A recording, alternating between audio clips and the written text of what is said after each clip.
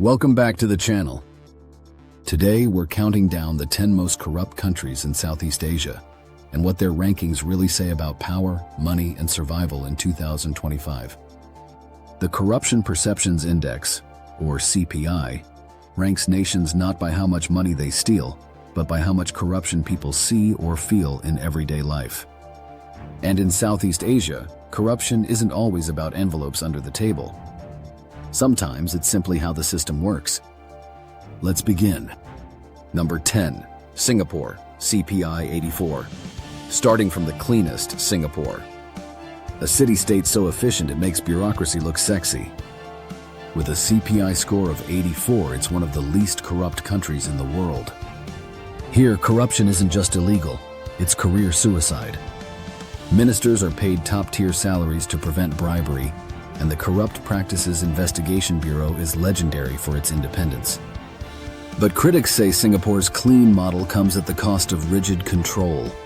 Political opposition is limited, and public criticism can be punished. Still, when it comes to corruption, Singapore doesn't play. It eradicated it, then built an economy on the trust that followed. Number 9, Malaysia, CPI 50. Next is Malaysia, a nation still rebuilding its reputation. A decade ago, the world watched the 1MDB scandal, where billions disappeared from a state fund and ended up financing luxury penthouses, yachts, and even a Hollywood movie. The scandal brought down a prime minister and sparked a reform wave that continues today. Transparency laws, civic pressure, and investigative journalism have changed the tone. But the system still wrestles with old habits, party politics, patronage, and deep networks that resist change. Malaysia isn't spotless, but it's one of the few in the region actively cleaning house. Number 8, Timor-Leste, CPI 40. A small young democracy, Timor-Leste often gets overlooked. With limited institutions and a developing bureaucracy, corruption here is more about capacity than greed. Leaders have struggled to manage oil revenues and state contracts, but civic engagement is rising. Timorese citizens are vocal, the media is active, and public trust in democracy remains higher than you'd expect for such a young nation. Timor-Leste's challenge isn't erasing corruption, it's learning to govern without letting it define the future. Number 7, Vietnam, CPI 40. Vietnam shares the same CPI score, but its story is very different. The Communist Party runs a tight ship, and corruption purges are a political ritual, dramatic, televised, and endless. Dozens of high-ranking officials have been investigated or jailed in what's known as the Blazing Furnace campaign. Critics argue it's partly about power consolidation, but the message is clear. The party controls both corruption and the narrative around it. In Vietnam, reform comes from the top, and sometimes that's the problem. Number 6, Indonesia, CPI 37. Indonesia's democracy has made real progress since the Suharto era, when corruption was practically a second currency. The country's Anti-Corruption Commission, KPK, was once a global model for transparency. But recent political interference and weaker enforcement have dimmed that reputation. Still, Indonesia's civil society remains one of the most outspoken in the region. Activists, journalists, and digital watchdogs keep corruption in the public eye. It's a constant battle between reform and relapse, but the fight's not over. Number 5, Thailand, CPI 34. Thailand's corruption is almost cyclical, rising and falling with every coup. Each new government promises reform, then becomes part of the same old machine.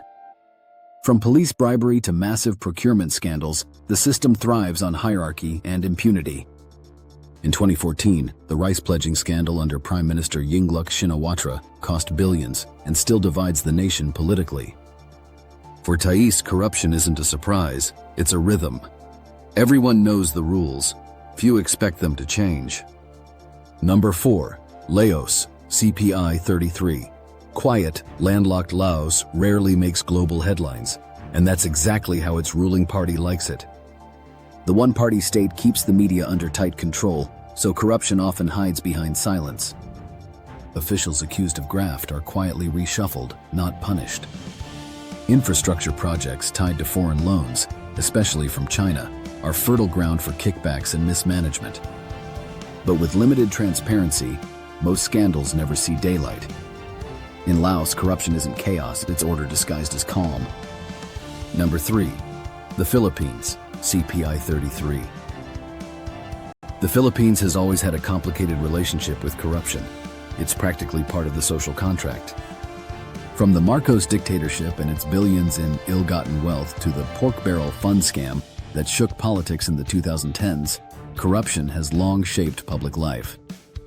Even today, surveys show Filipinos expect graft from politicians, but rarely believe reform will come. Recent protests over public funds and police abuse show frustration is rising, but without accountability, history keeps looping. In the Philippines, corruption isn't a secret, it's an understanding. Number 2, Cambodia, CPI 21. Second place goes to Cambodia, a country where political loyalty is the true currency. For decades, power has rested in the same hands, and that stability comes at a price. Officials accumulate wealth through land grabs, business monopolies, and state contracts. The Ram Naval Base controversy, involving Chinese military funding, highlighted just how deeply politics and profit intertwine. While the government touts progress, critics say Cambodia's anti-corruption institutions are symbolic at best. Real power doesn't need paperwork, it writes it. Number 1, Myanmar, CPI 16, and at number 1, Myanmar. Once full of democratic promise, now buried under military rule. Since the 2021 coup, the country has descended into chaos. The junta controls industries, siphons foreign aid, and profits from conflict. Local businesses must pay security fees to survive, and international observers report systemic graft across all sectors. Corruption here isn't hidden, it's structural. It funds war, fuels inequality, and silences the people. Myanmar isn't just the most corrupt country in Southeast Asia. It's a state built on corruption itself. The middle ground, between Singapore's discipline and Myanmar's decay, lies the rest of Southeast Asia, struggling, reforming, surviving. Corruption isn't just an economic issue here. It's cultural, historical, and sometimes psychological. For many, it's a language of survival, one that can't be erased overnight. But the younger generation isn't playing along. From Jakarta to Manila, activists are using social media, protests, and satire to demand accountability. And slowly something is shifting. The human cost. Every bribe, every misused fund, costs real lives. Hospitals left unfinished, schools underfunded, bridges collapsing before the ribbon cutting. Corruption isn't victimless. It's invisible theft. And yet the resilience of Southeast Asians remains unshakable. People adapt, endure, and somehow find joy amid dysfunction. The big picture. The CPI may measure perception, but what it really shows is persistence, both of corruption and of those who fight it. Southeast Asia is not a lost cause.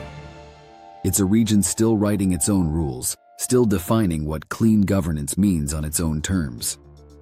Because in the end, corruption isn't what defines Southeast Asia. It's how the people keep fighting it that does.